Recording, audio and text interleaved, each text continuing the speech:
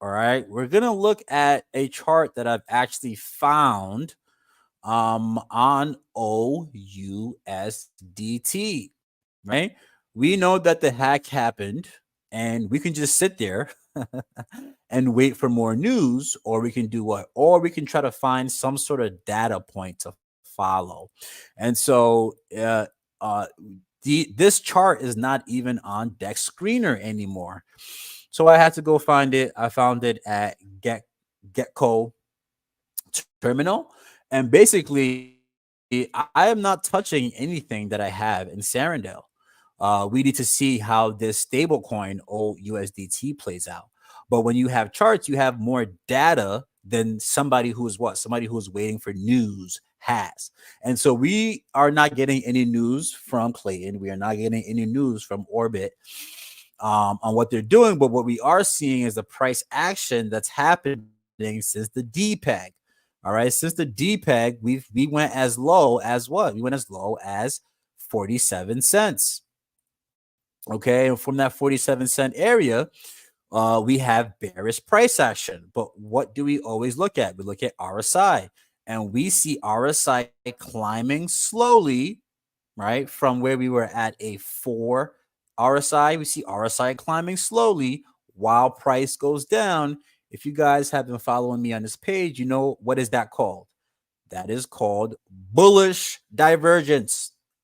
Bullish divergence. Now, is it completely bullish?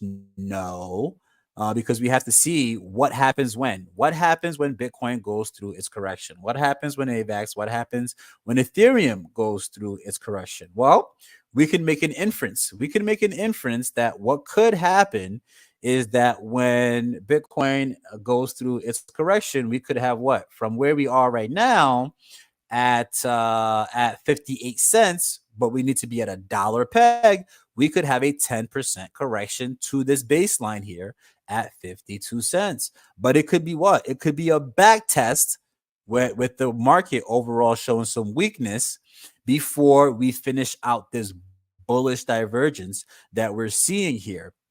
So this is something that we're going to continue to track, but I'm very intrigued by this because this bullish divergence here we must look at. We have the MACD, right? Which when you go in the bearish trend, as you see the red go into a lighter red and it dwindles down here. And we have the stochastic here also moving upwards. It means that there is volume coming back.